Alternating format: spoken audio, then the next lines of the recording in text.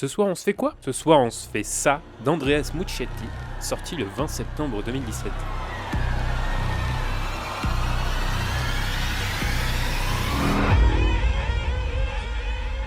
Tout commence le 12 mars 2009 lorsque le magazine Variety rapporte que Warner Bros envisage une nouvelle adaptation du roman à succès Ça de Stephen King. Mais ça, qu'est-ce que c'est? C'est un roman de Stephen King apparu le 15 septembre 1986 et qui a traumatisé plusieurs générations à cause de son entité, son clown Ça. Il y eut ensuite une adaptation sous forme de téléfilm réalisé par Tommy Lee Wallace et sorti en 1990, avec pour le rôle titre Tim Curry dans le rôle du clown.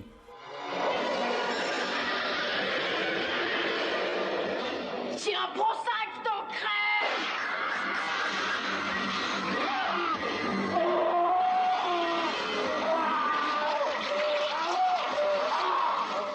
C'est donc David Kashganich qui commence à plancher sur le scénario.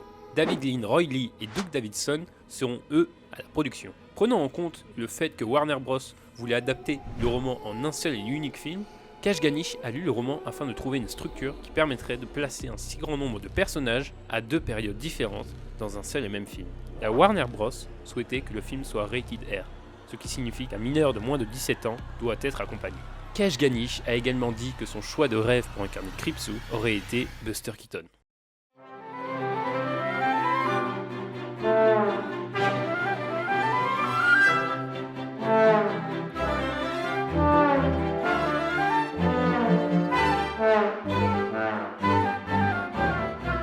Quelques années plus tard, le 7 juin 2012, The Hollywood Reporter révèle que Cary Fukunaga est intégré au projet en tant que réalisateur et en tant que co-scénariste avec Chase Palmer.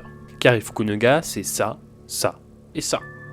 Seth Graham Smith et David Katzenberg rejoignent le projet en tant que producteurs. Le 24 mai 2014, la Warner Bros fait marche arrière et décide que le film se divisera en deux parties. Dan Lean annonce que la première partie sera centrée sur les personnages alors enfants tourmentés par Creepshow, et que la deuxième partie fera un bond dans le temps, comme ces personnages qui se réuniront afin d'affronter à nouveau Creepshow.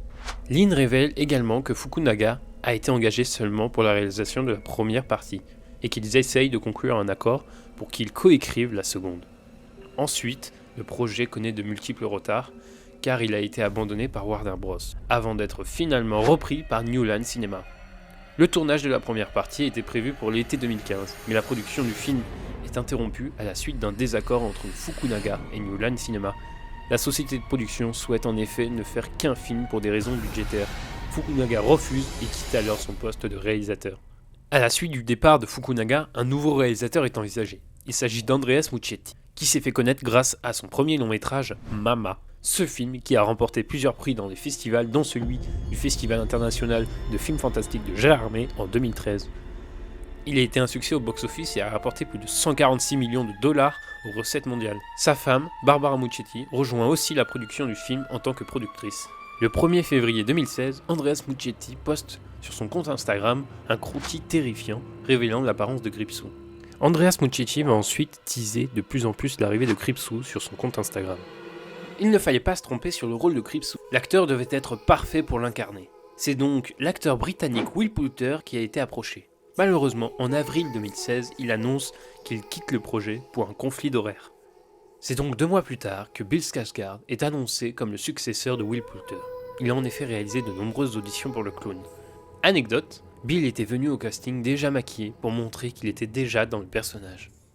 Well, I'm Bob Gray. Pennywise to my friends. What do they call you? Georgie. Orgy. Now we aren't strangers, are we?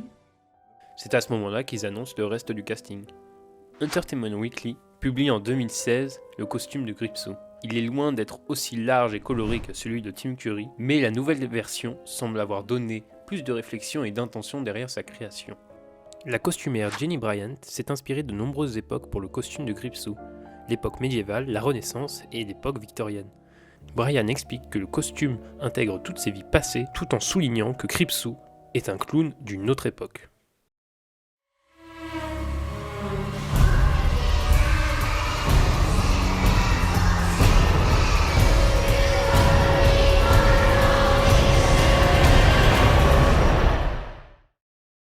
Le tournage du film s'est déroulé au Canada, à Toronto, du 27 juin au 6 septembre 2016.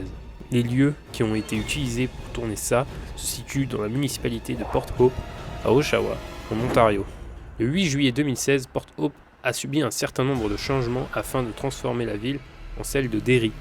2 semaines avant le tournage, tout le casting, sauf Bill Skarsgård, se sont retrouvés pour commencer les répétitions. C'est à ce moment-là que les amitiés ont pu se forger. Les enfants ont tourné 2 mois avant de véritablement tourner avec Bill. Les enfants ont redouté l'arrivée du clown tout le tournage. Yeah, it's been about 2 months. Still haven't seen Pennywise.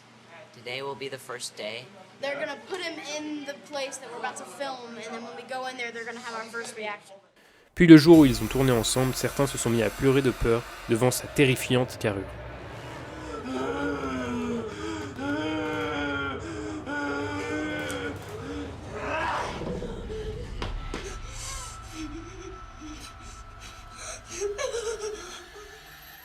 Bill réussit à mettre tout le monde mal à l'aise sur le tournage.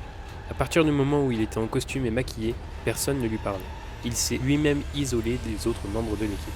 Le seul à pouvoir donner ses directives était Andreas Muschietti. Bonsoir.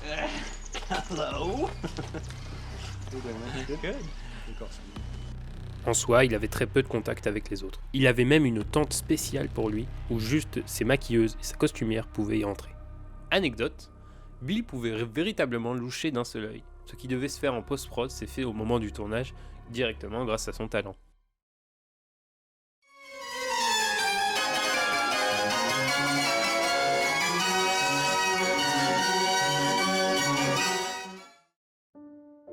C'est le 29 mars 2017 que la première bande-annonce est sortie. En 24 heures, elle cumule 197 millions de vues sur toutes les plateformes confondues. Le film est annoncé pour 135 minutes, une durée plutôt rare pour les films d'horreur. Ça sort le 8 septembre 2017 aux États-Unis. C'est un succès critique et commercial. Les journalistes acclament l'interprétation de Bill Skarsgård en clown diabolique qui est très différente de celle de Tim Curry. Ça totalise 328 millions de recettes en Amérique et se situe à la 7ème place du box-office américain de l'année 2017. En France, ça sort le 20 septembre 2017 et il cumule 2,2 millions d'entrées. Le film totalise plus de 700 millions de dollars au box-office mondial. Au final, même Stephen King est très satisfait du résultat final, lui qui a eu un bon nombre de déceptions vis-à-vis de l'adaptation de ses romans. Si tu as aimé ce dernier épisode de Derrière ton film, je t'invite à lâcher le pouce bleu. Et je reviens très vite pour un nouvel épisode.